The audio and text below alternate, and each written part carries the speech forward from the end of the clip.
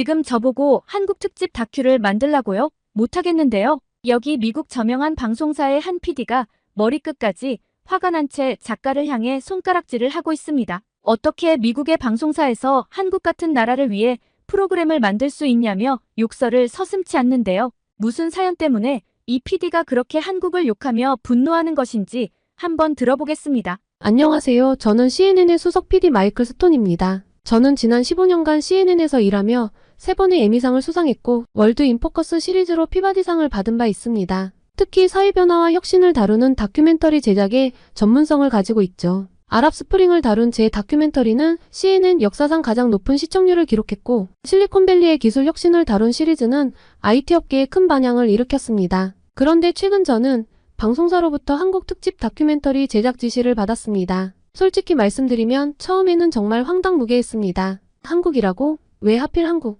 이라는 생각이 들었습니다. 저에게 한국은 그저 북한과의 갈등, 삼성, K-팝 정도로만 알려진 나라였습니다. 하지만 그까짓 게 CNN 다큐멘터리 주제가 될 만한가 싶었죠. 저는 편집장님께 항의도 해봤습니다. 시청자들이 과연 관심을 가질까요? 우리가 다룰 만한 더 중요한 주제들이 많잖아요. 하지만 편집장님은 단호했습니다. 진짜 감을 잃으신 게 분명했어요. 요즘 한국이 핫해. 우리도 트렌드를 따라가야지. 말도 안 되는 소리에 반박해봤자 씨알도 안 먹히더라고요. 결국 저는 마지못해 이 프로젝트를 맡게 되었습니다. 그렇게 한국행 비행기 티켓을 예매를 하고 일정을 짜는데 내심 짜증이 났어요. 지구 반대편까지 가서 뭘 취재한단 말입니까? 제작비가 너무 아까웠어요. 그래도 직업정신으로 최소한의 사전조사는 해야겠다 싶어 인터넷 검색을 시작했습니다. 역시나 처음에는 흥미로운 게 하나도 없었습니다. 한국전쟁, 급속한 경제성장, 재벌기업 뭐 이런 내용들이 대부분이었죠. 아, 이거 80년대 일본 특집 다시 찍는 건가? 하는 생각마저 들었습니다. 그러다 우연히 최근 한국의 문화산업에 대한 기사를 보게 되었어요. BTS가 비영어권 가수 최초로 5년 연속 글로벌 아티스트 차트 톱10에 올랐다는 소식은 뭐 대충 알고 있었지만 관심은 없었습니다. 운이 좋았나 보네 라고 생각만 했었죠. 그런데 계속 읽다 보니 이게 단순한 우연은 아닌 것 같았어요. 통계를 보니 한류 관련 산업의 수출이 최근 5년간 연평균 13.7% 증가했다고 하더군요. 그리고 한국 드라마가 특히 넷플릭스에서 전 세계적으로 히트를 쳤다고 하는데 솔직히 저는 한 번도 본 적이 없었습니다. 뭐가 그리 재밌다고 난리인가?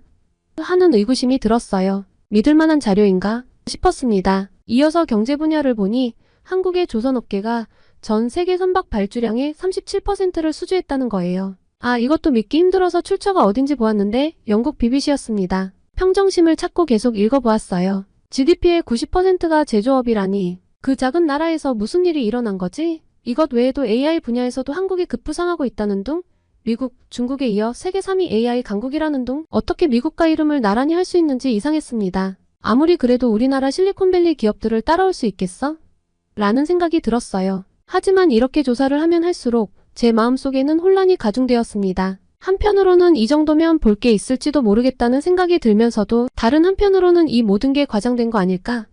하는 의심이 들었습니다. 역시 직접 가서 보는 수밖에요. 저는 한국에 가기 전날 밤 잠을 이루지 못했습니다. 머릿속이 복잡했거든요. 과연 이번 다큐멘터리가 제대로 될까? 시청자들의 관심을 끌 수 있을까? 아니면 그냥 시간 낭비에 그치는 건 아닐까?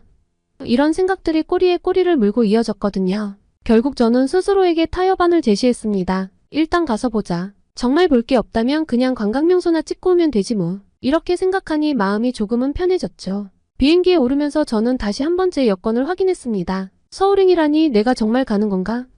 아직도 실감이 나지 않았어요. 그리고 솔직히 말하면 여전히 내심불만이 가득했죠. 하지만 이제 돌이킬 수는 없었습니다. 비행기가 이륙하면서 저는 창밖을 바라보았어요. 뉴욕의 밤하늘이 점점 멀어져 갔습니다. 과연 서울에서 나는 무엇을 보게 될까?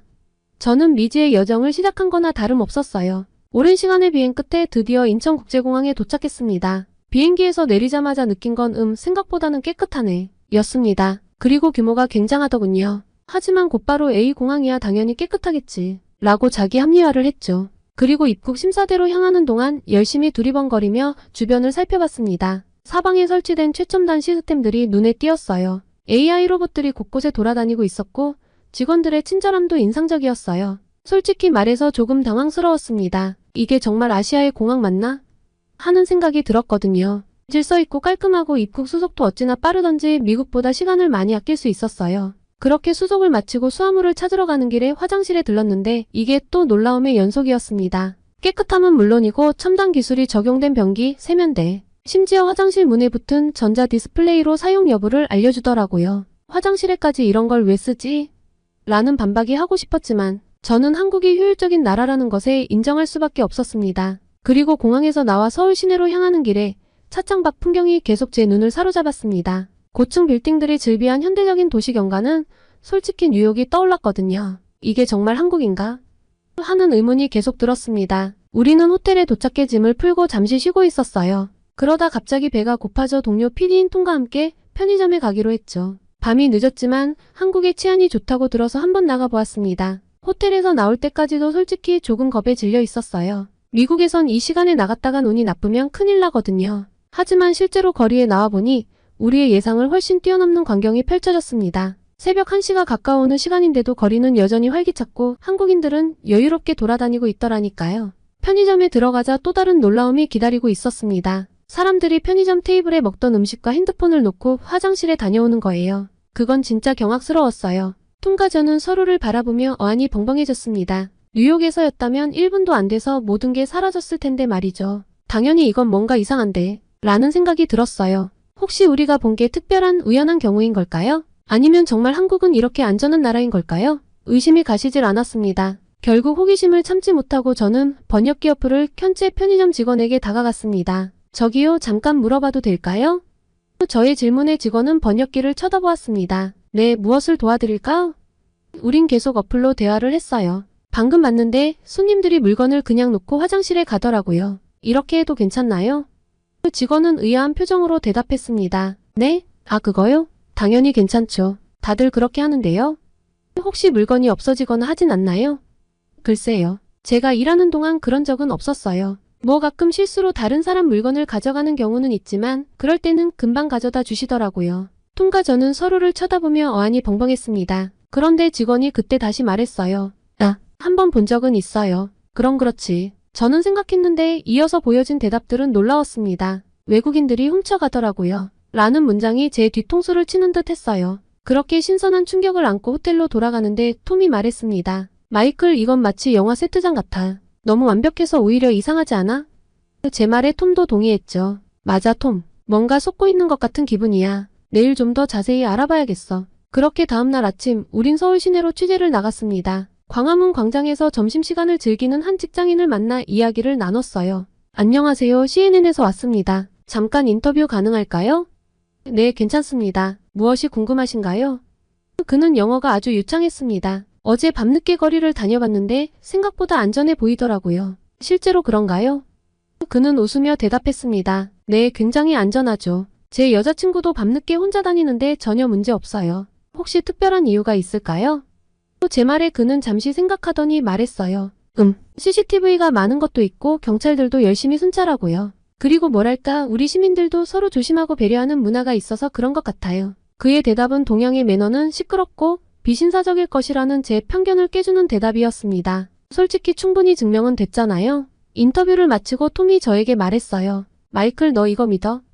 솔직히 말해서 우리도 본 게 있긴 하니까. 하지만 더 취재해봐야 할 것 같아. 그렇게 계속해서 거리를 걸으며 주변을 관찰했습니다. 깨끗한 거리, 질서 있게 움직이는 사람들, 그리고 어디서나 볼 수 있는 편의시설들이 여전히 눈에 띄었죠. 이 정도면 일상이었어요. 우리는 호텔로 돌아와 촬영한 영상을 보며 생각에 잠겼습니다. 안전한 거리, 깨끗한 환경, 질서 있는 시민들이 한 나라에 공존한다는 게 놀라웠습니다. 도대체 어떻게 이런 변화가 가능했을까? 우리가 미쳐보지 못한 한국의 모습은 뭘까? 이런 질문들이 머릿속을 맴돌았습니다. 그리고 깨달았죠. 이제 겨우 한국의 겉모습을 보았을 뿐이라는 것을. 톰, 제가 말했어요. 내일은 더 깊이 파고들어야겠어. 표면적인 모습이 아닌 이 나라를 이렇게 만든 사람들의 이야기를 들어봐야 할 것 같아. 톰도 동의했습니다. 그래, 나도 그게 좋을 것 같아. 다큐에 담으려면 더 자세한 이야기가 필요하니까. 아직 의구심은 완전히 가시지 않았지만 적어도 이제는 호기심이 그 자리를 대신하고 있었어요. 한국에 대한 우리의 여정은 이제 막 시작된 것 같았죠. 다음날 우리는 아침 일찍 호텔을 나섰어요. 오늘의 첫 취재 목적지는 삼성전자 반도체 공장이었습니다. 솔직히 큰 기대는 하지 않았어요. 세계 최고 수준이라는 말이 과장이 아닐까 의심했거든요. 훌륭한 기업들이 얼마나 많은데요. 실리콘밸리도 아닌 이 작은 나라에서 무얼 기대할 수 있을까 생각했죠. 하지만 공장에 들어서는 순간 제 생각이 얼마나 편협했는지 깨닫게 되었어요. 눈앞에 펼쳐진 광경은 마치 미래에서 온 듯했습니다. 로봇들이 정확하게 움직이며 작업하고 있었고 사람의 손길은 거의 보이지 않았습니다. 우리의 안내를 맡은 김 부장은 영어로 설명을 했습니다. 여기서 우리는 3나노 공정 기술을 세계 최초로 상용화했습니다. 처음에는 믿기 어려웠어요. 3나노라니 정말 가능한 일일까요? 하지만 그의 자신감 넘치는 설명을 들으며 이것이 현실임을 받아들일 수밖에 없었어요. 근데 더 놀라운 건 이 기술을 가진 곳이 현재 삼성뿐이라는 사실이었습니다. 인텔이나 TSMC보다 앞섰다니 믿어지시나요? 저는 이걸 보지 않았다면 당연히 거짓말이라고 했을 겁니다. 어떻게 이런 기술을 개발할 수 있었는지 물었더니 김 부장은 끊임없는 투자와 연구 덕분이라고 대답했어요.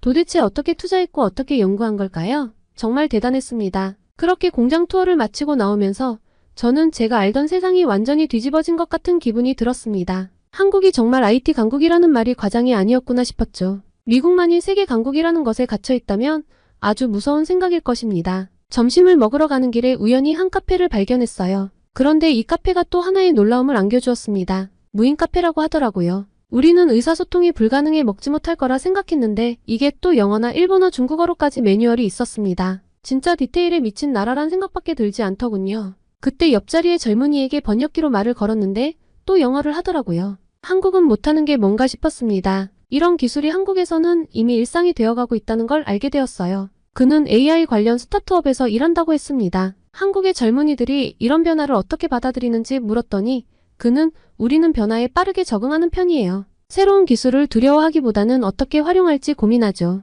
라고 했어요. 그의 말에서 한국의 기술 발전 속도가 빠른 이유를 조금은 이해할 수 있었습니다. 우리는 오늘 본 것들을 정리해보았습니다. 반도체 공장의 첨단 기술, 일상에 녹아든 로봇과 AI. 이 모든 것이 한국의 현재였습니다. 그리고 이것이 세계의 미래가 될 수도 있겠다는 생각이 들었어요. 이어서 한국의 엔터테인먼트 산업을 취재하기 위해 가장 유명한 엔터테인먼트로 갔습니다. 솔직히 말해서 처음에는 이 일정이 마음에 들지 않았어요. K-팝, 아이돌, 전 세계적인 열풍이라고는 하지만 제 눈에는 그저 10대들의 취향일 뿐이었거든요. 과연 이게 진지한 다큐멘터리의 주제가 될 수 있을까 의구심이 들었습니다. 하지만 그 엔터테인먼트 본사에 들어서는 순간 제 생각이 얼마나 편협했는지 깨달았습니다. 로비부터 뭔가 달랐어요. 세련된 인테리어, 최첨단 기술이 접목된 디스플레이. 마치 실리콘밸리의 어느 IT 기업에 온 것 같은 느낌이었습니다. 그곳 통역사와 직원의 설명을 들으며 제 안의 회의적인 목소리가 조금씩 수그러들기 시작했어요. 우리는 단순히 가수를 만드는 게 아닙니다. 글로벌 문화 콘텐츠를 생산하는 거죠. 그의 말에 처음으로 관심이 생겼습니다. 회사 곳곳을 다니며 연습생들의 커리큘럼과 구축 시스템을 지켜보면서 저는 점점 더 놀라움을 감출 수 없었어요. 이건 단순한 노래와 춤의 연습이 아니에요. 외국어, 문화, 매너, 심지어 국제 정세까지 마치 외교관을 양성하는 것 같았습니다. 한국은 다른 방식의 산업을 생산하고 있는 거예요. 우리 아이돌들은 단순한 가수가 아닌 한국 문화의 대사 역할을 합니다. 김 팀장의 말에 고개를 끄덕이게 되더군요. 처음으로 K-팝의 세계적 성공이 우연이 아니었다는 걸 실감했습니다. 현장에서 만난 전문가들의 열정을 보며 제 생각이 또 한 번 바뀌었습니다. 그들에게 이건 단순한 비즈니스가 아니었어요. 자신들의 이야기를 세계에 알리고 싶어하는 진정성이 느껴졌거든요. 취재를 마치고 나오면서 K-팝과 한국 드라마의 성공이 단순한 우연이 아니라는 것, 그 뒤에는 치밀한 전략과 끊임없는 노력이 있다는 것을 깨달았습니다. 우리는 취재를 마친 후 호텔로 돌아가며 서울 높은 빌딩의 광고판들을 보며 생각에 잠겼습니다. 전 세계적으로 유명한 K-팝 스타들의 얼굴이 거리 곳곳에 걸려 있었어요. 이제야 한국이 왜 문화 강국으로 불리는지 조금은 이해가 되는 것 같았습니다. 이제 한국은 제 눈에 단순한 아시아의 작은 나라가 아니라 세계 문화의 새로운 중심으로 떠오르는 나라로 보이기 시작했어요. 저는 내일은 또 어떤 놀라움이 기다리고 있을지 기대 반 걱정 반의 마음으로 잠자리에 들었습니다. 다음날 우리는 일찍 서울시청으로 향했어요. 꽤 으리으리하더라고요. 오늘은 서울의 스마트시티 프로젝트에 대해 소개해드리겠습니다. 우리의 스마트시티는 단순한 기술 과시가 아닙니다. 시민들의 실질적인 삶의 질 향상이 목표죠. 담당자의 말에 저는 속으로 조금 비웃었어요. 뉴욕이나 샌프란시스코에 비하면 얼마나 뒤떨어져 있을까 하는 생각이 들었거든요. 하지만 역시나 한국이었어요. CCTV와 AI를 활용한 범죄 예방 시스템, 빅데이터 기반의 대중교통 최적화, IoT 센서를 이용한 미세먼지 모니터링 등 다양한 프로젝트를 보며 감탄만 나오더군요. 특히 인상 깊었던 건 스마트 횡단보도 시스템이었어요. 보행자가 다가오면 자동으로 신호가 바뀌고 야간에는 바닥에 LED가 켜져 안전을 확보한다고 하더군요. 정말 생활 속에 모든 아이디어가 묻어 있었어요. 톰이 물었습니다. 이런 첨단 기술을 시민들이 거부감 없이 받아들이나요? 미국이었다면 프라이버시 침해 논란이 일었을 텐데. 그는 미소를 지으며 대답했습니다. 물론 처음에는 우려도 있었죠. 하지만 우리는 모든 과정에 시민들을 참여시켰어요. 그들의 의견을 듣고 함께 결정을 내렸죠. 이 말을 듣고 더욱 궁금해졌습니다. 시민 참여라고요? 구체적으로 어떤 방식인가요? 네, 우리는 서울 디지털 민주주의 플랫폼을 운영하고 있어요. 시민들이 직접 정책을 제안하고 투표하고 실행 과정에 참여할 수 있죠. 작년에는 이 플랫폼을 통해 제안된 정책 중 72개가 실제로 채택되었어요. 이 말을 듣는 순간 제 머릿속에서 무언가가 딸깍하고 맞아떨어지는 느낌이 들었습니다. 이것이 바로 진정한 민주주의의 모습이 아닐까? 미국의 현실과 비교하니 마음이 복잡해졌습니다. 우리나라에서는 이런 직접 민주주의가 가능할까? 아니, 그 전에 우리 시민들이 이런 참여를 원할까? 톰이 말했습니다. 마이클, 이건 정말 대단해. 우리나라였다면 이런 시스템을 구축하는 데만 몇 년은 걸렸을 거야. 이건 저도 동의할 수밖에 없었습니다. 맞아, 톰. 한국의 이런 빠른 대응력이 어디서 나오는 걸까? 그렇게 우리는 계속해서 오늘 본 것들에 대해 이야기를 나눴습니다. 첨단 기술과 시민 참여, 그리고 과거의 교훈이 만나 만들어낸 새로운 사회 모델, 그것이 바로 한국의 현재였어요. 이제 한국은 제 눈에 단순한 아시아의 작은 나라가 아닌 사회혁신의 선도주자로 보이기 시작했습니다. 기술과 민주주의, 효율성과 투명성이 조화를 이루는 모습에 깊은 감명을 받았죠. 동시에 미국 사회의 현실이 마음 한켠을 무겁게 하기도 했고요. 하지만 이것이 바로 저널리스트로서 제가 해야 할 일이 아닐까요? 새로운 시각으로 세상을 바라보고 그것을 통해 우리 사회의 변화를 이끌어내는 것 말이에요. 그렇게 한국에서의 마지막 날, 서울의 아침 풍경을 바라보며 지난 일주일을 되새겼습니다. 치안, 문화의 힘, 곳곳에 적용되어 있는 최첨단 기술들. 제가 본 한국은 제 모든 예상을 뛰어넘는 나라라는 걸 인정했죠. 미국으로 돌아오는 비행기 안에서 머릿속은 이미 다큐멘터리 제작으로 가득 찼습니다. 어떻게 하면 한국의 역동성과 혁신을 제대로 전달할 수 있을까? 더 중요한 건 우리가 한국에서 배운 것들을 어떻게 미국 사회에 적용할 수 있을까? 우리는 뉴욕에 도착하자마자 편집실로 직행했어요. 밤을 새워가며 영상을 편집하고 나레이션을 녹음했습니다. 한국의 모습을 있는 그대로 전달하고 싶었어요. 1부작 편성을 늘려 2부작으로 뽑았죠. 그들의 성공 뒤에 숨겨진 노력과 혁신, 그리고 그 과정에서의 시행착오까지 모두 담고 싶었거든요. 다큐멘터리가 방영되고 나서 반응은 폭발적이었습니다. 시청률은 예상을 훨씬 뛰어넘었고 소셜미디어에서는 뜨거운 토론이 벌어졌죠. 우와, 한국이 이렇게 발전했다니 놀라워요. 우리도 저런 스마트시티 시스템을 도입할 수 없을까요? K-팝만 알았는데 한국의 기술력이 대단하네요. 하지만 동시에 비판적인 의견도 있었습니다. 저런 감시 시스템은 개인의 자유를 침해하는 거 아닌가요? 문화적 차이를 고려하면 저런 시스템을 그대로 도입하긴 어려울 것 같아요. 이런 다양한 반응을 보며 제가 한국에서 느꼈던 복잡한 감정이 떠올랐습니다. 그들의 시스템이 완벽하진 않지만 분명 배울 점이 많다는 것, 그리고 그것을 어떻게 우리 현실에 맞게 적용할 수 있을지에 대한 고민이 필요하다는 것을요. 우리가 한국에서 배워야 할 것은 특정 정책이나 시스템이 아닙니다. 그것은 변화에 대한 열린 자세, 혁신을 두려워하지 않는 용기, 그리고 더 나은 사회를 만들기 위해 시민들이 적극적으로 참여하는 문화예요. 이게 한국이 문화 강국이 된 이유이죠. 이런 경험들을 거치고 나서 저는 제 직업에 대한 새로운 의미를 발견했습니다. 단순히 뉴스를 전달하는 것을 넘어 세계 각국의 혁신적인 사례들을 발굴하고 소개하는 것, 그리고 그것을 통해 우리 사회의 변화를 이끌어내는 것, 그것이 바로 제가 해야 할 일이라고 생각했어요. 지금 저는 새로운 프로젝트를 준비하고 있습니다. 글로벌 이노베이션 리포트라는 제목의 시리즈물이죠. 세계 각국의 혁신 사례를 소개하고 그것을 어떻게 미국 사회에 적용할 수 있을지 탐구하는 내용입니다. 한국에서의 경험은 제 인생의 터닝포인트가 되었어요. 완전히 다른 시각을 선사했죠. 저는 이제 세계를 새로운 눈으로 바라보고 있어요. 그리고 그 시선으로 미국의 현재를 다시 보게 되었습니다. 우리에겐 변화가 필요합니다. 그 변화는 어쩌면 우리가 미처 주목하지 않았던 곳에서 시작될지도 모르니까요. 이 모든 변화의 시작점에서 저는 한국어 공부도 시작했어요. 한국과 미국 사이의 프로그램을 계속 만드는 전문 저널리스트가 되고 싶다는 계획도 생겼거든요. 쉽지 않은 도전이지만 한국에서 배운 끈기와 열정으로 꼭 해내고 말겠습니다. 오늘도 저는 스스로에게 질문을 던집니다. 우리는 어떻게 더 나은 사회를 만들 수 있을까? 그리고 그 답을 찾기 위해 세계 곳곳을 누비며 새로운 이야기를 발굴하고 있죠. 한국에서 시작된 저의 이 여정이 언젠가는 미국 사회를 변화시키는 작은 씨앗이 되기를 희망하고 있어요. 그 믿음으로 저는 오늘도 새로운 도전을 향해 나아갈 것입니다. 제 이야기를 들어주셔서 감사합니다. 하고 많은 나라 중에서 하필 한국으로 가다니 진짜 짜증나네. 여기 미국 특수부대 출신 군인이 투덜거리고 있습니다. 한국으로 발령을 받고 불만이 가득한 얼굴인데요. 평소 한국의 군대는 미국의 도움이 없으면 자립할 수 없는 곳이라는 생각으로 가득 찼던 이 군인은 한국에 도착하자마자 엄청난 충격을 받았다고 합니다. 대체 어떤 일 때문에 충격을 받게 되었는지 오늘의 사연 만나보시죠. 안녕하세요. 저는 잭 해리슨 미 육군 특수부대 그린벨의 일원입니다. 10년이 넘는 군 경력 동안 세계 각지에서 임무를 수행했지만 이번처럼 황당한 명령은 처음이었습니다. 저와 다른 동료들 몇몇이 한국으로 발령을 받았거든요. 주한미군으로 복무하는 건 생각을 단 한 번도 해본 적이 없는데 당황스러웠습니다. 브리핑 룸에서 명령을 받던 그 순간이 아직도 생생합니다. 우리 팀원들의 얼굴에 쓰인 의문과 실망감이 똑똑히 보였어요. 마이크는 눈을 굴리며 한숨을 쉬었고 사라는 입술을 깨물며 불만을 참는 듯 했습니다. 저 역시 이 상황이 마음에 들지 않았죠. 왜 하필 한국인가요?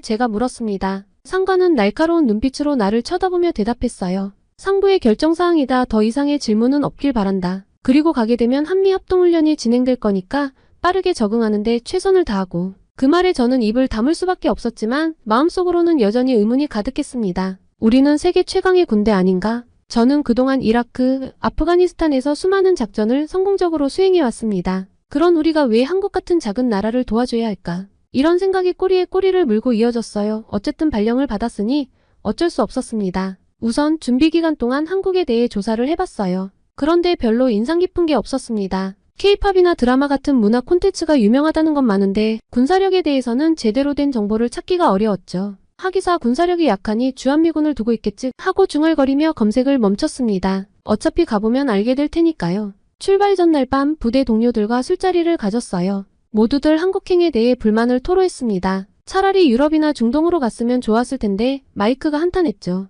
사라도 동의했어요. 그래도 우리가 가서 그들에게 뭔가 가르쳐줄 수 있을 거야. 우리가 한국을 지켜주고 있잖아. 그러니까 잘 가르쳐주고 도와준다는 너그러운 마음으로 가자고. 그녀의 말에 모두가 웃으며 고개를 끄덕였습니다. 비행기에 오르면서도 이 발령의 의미를 이해할 수 없었어요. 14시간이나 되는 긴 비행 동안 내내 울적한 기분을 감출 수 없었습니다. 창밖으로 보이는 끝없는 구름들을 바라보며 이 훈련이 빨리 끝나고 다시 미국으로 돌아가고 싶다는 생각뿐이었죠. 한국에 대한 정보를 좀 더 찾아보려긴 해 엔터테인먼트 시스템을 뒤적거려봤지만 군사 정보는 거의 찾을 수 없었어요. 대신 한국의 경제 성장이나 기술 발전에 대한 내용이 줄을 잃었죠. 솔직히 별로 관심이 가지 않았습니다. 우리는 군인이지 경제학자가 아니니까요. 비행기가 서서히 고도를 낮추기 시작했을 때 창밖으로 보이는 한국의 모습은 예상과 달랐어요. 끝없이 펼쳐진 고층 빌딩들과 현대적인 도시 경관이 눈에 들어왔죠. 하지만 여전히 마음 한구석에는 의구심이 자리 잡고 있었습니다. 겉모습만 번지르르 한 게 아닐까 하는 생각이 들었어요.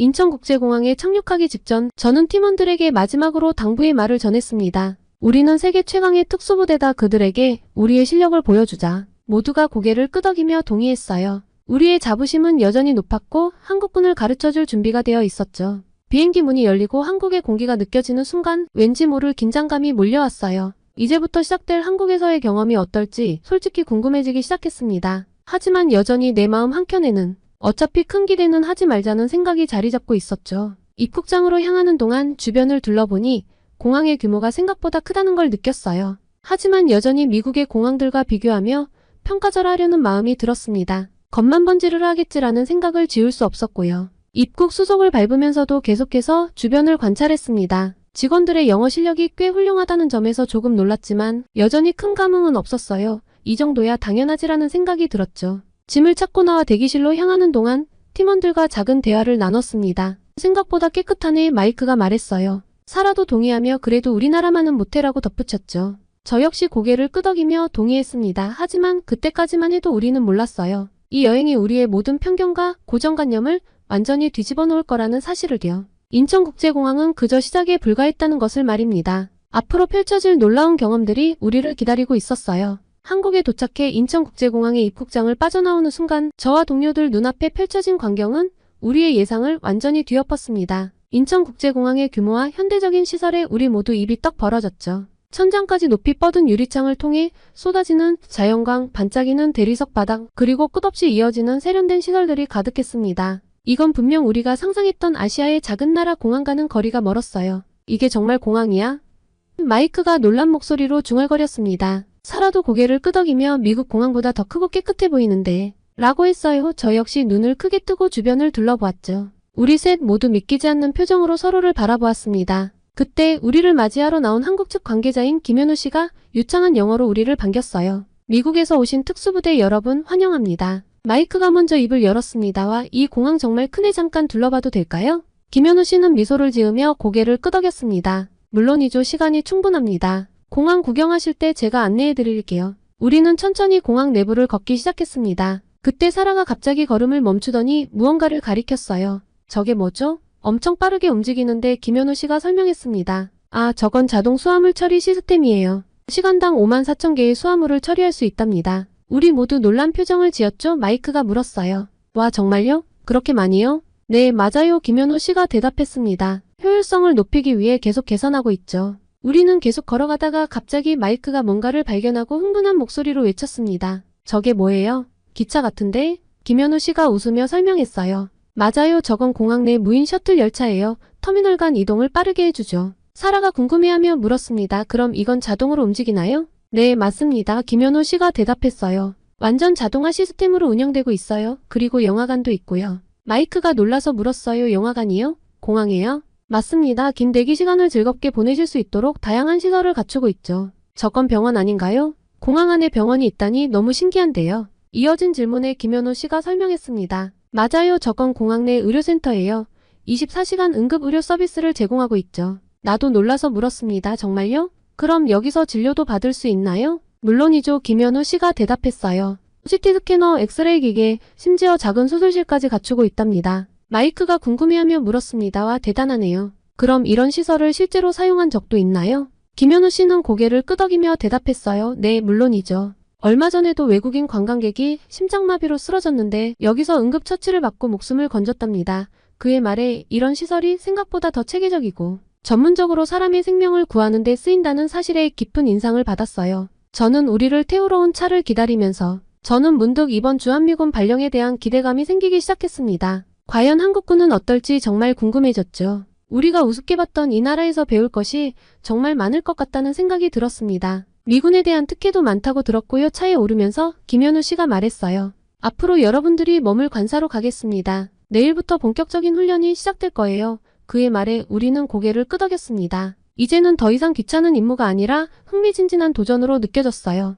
차창 밖으로 보이는 서울의 야경을 바라보며 저는 이 여행이 우리에게 어떤 변화를 가져다 줄지 기대하게 되었습니다. 고층 빌딩들이 밤하늘을 수놓은 모습은 마치 미래 도시를 보는 것 같았어요. 뉴욕이나 LA 못지않게 멋졌습니다. 우리는 관사에 도착해 짐을 풀면서 오늘 하루 있었던 일에 대해 이야기를 나눴어요. 잠자리에 들기 전까지도 저는 창밖으로 보이는 서울의 불빛을 바라보았습니다. 이 눈부신 도시 뒤에 숨겨진 한국의 군사력은 과연 어떨지, 내일 시작될 훈련은 어떤 모습일지 상상하며 잠이 들었어요. 다음날 아침 일찍 우리는 한국군 훈련장으로 향했습니다. 훈련장에 도착하자 한국군 관계자들이 우리를 맞이했습니다. 그들의 깔끔한 복장과 예의 바른 태도가 인상적이었어요. 우리를 안내한 박중령은 유창한 영어로 오늘의 일정을 설명해 주었습니다. 오늘은 우리 군의 최신 기술과 장비들을 소개해드리겠습니다. 그의 자신감 넘치는 목소리에서 한국군의 자부심이 느껴졌어요. 처음 우리가 본 것은 한국군의 통신 시스템이었습니다. 박중령은 자랑스럽게 설명했죠. 이 시스템은 우리가 자체 개발한 것으로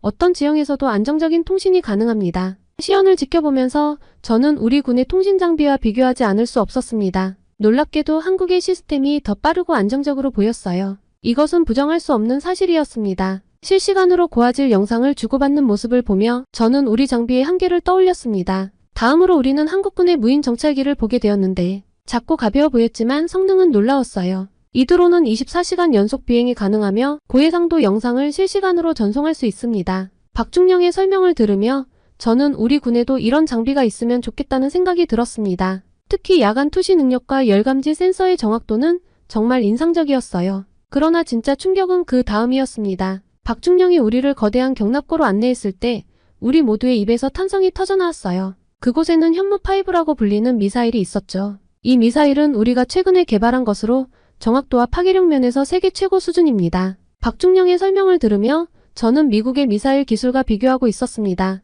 현무5를 자세히 살펴보면서 저는 놀라운 사실들을 알게 되었습니다. 이 미사일은 초음속으로 비행할 수 있으며 다중탄두를 탑재할 수 있다고 했어요. 더욱 놀라운 것은 정확도였습니다. 박중령은 이 미사일이 수미터 오차 범위 내에 목표물을 타격할 수 있다고 설명했어요. 이는 우리 군의 일부 미사일보다도 뛰어난 성능이었죠. 아니, 한국이 언제 이렇게 강력한 국사력을 갖춘 거죠? 이런 생각을 하는 내 자신이 믿기지 않았습니다. 불과 며칠 전만 해도 한국의 군사력을 우습게 여겼는데 말이에요. 현무5를 보며 저는 한국의 기술력을 완전히 잘못 판단했다는 것을 깨달았습니다. 이 미사일 하나만으로도 한국은 세계적인 군사 강국임이 분명했어요. 한국의 현무5를 직접 눈앞에서 보았을 때 우리는 모두 숨을 멈췄습니다. 그 압도적인 크기와 정교한 디자인은 우리가 알던 어떤 미사일과도 달랐어요. 특히 현무5의 다중 탄도 시스템은 우리에게 큰 충격을 주었습니다. 한 번의 발사로 여러 목표를 동시에 타격할 수 있다니 이는 전략적으로 엄청난 이점이었죠. 한국은 도대체 언제 이렇게 고도의 군사력을 갖추게 된 걸까? 말이 안 나오더라고요.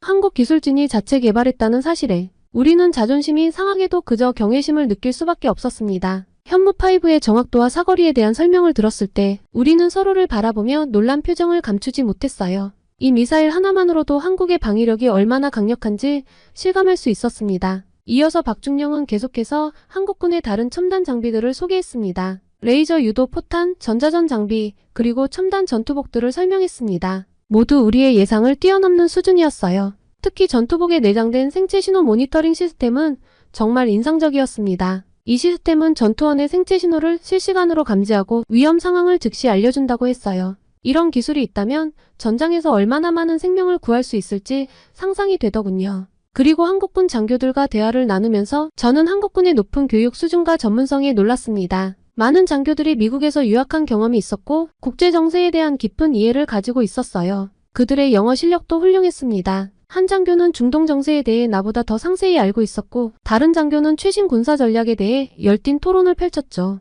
오후에는 한국군의 사이버 방어 시스템을 견학했습니다. 우리는 세계 최고 수준의 IT 인프라를 바탕으로 강력한 사이버 방어 능력을 갖추고 있습니다. 박중령의 설명을 들으며 저는 한국의 기술력을 다시 한번 실감했어요. 한국군의 사이버 보안 시스템은 인공지능을 활용해 실시간으로 위협을 탐지하고 대응한다고 했어요. 게다가 미국군보다 더 정밀하더군요. 그렇게 하루의 일정을 마치고 저는 깊은 생각에 잠겼습니다. 불과 이틀 전 우리는 한국을 아시아의 작은 나라로 무시했었죠. 하지만 지금의 제 마음은 완전히 달라졌습니다. 존경심 그리고 약간의 부끄러움까지 느꼈습니다. 한국은 단순히 따라가는 나라가 아니라 많은 분야에서 선도하는 나라였어요. 특히 군사기술 분야에서는 우리와 어깨를 나란히 할 정도로 발전해 있었고요. 호텔 로비에서 동료들과 오늘 하루를 돌아보며 이야기를 나눴습니다. 모두가 비슷한 감정을 느끼고 있었죠. 한국군의 기술력과 전문성에 대한 놀라움, 그리고 우리의 편견에 대한 반성과 우리가 얼마나 좁은 시각을 가지고 있었는지를 말했습니다. 방으로 돌아와 침대에 누워 저는 오늘 본 것들을 하나하나 떠올려 보았습니다. 현무5 미사일, 첨단 통신 시스템, 사이버 방어 능력 같은 것들이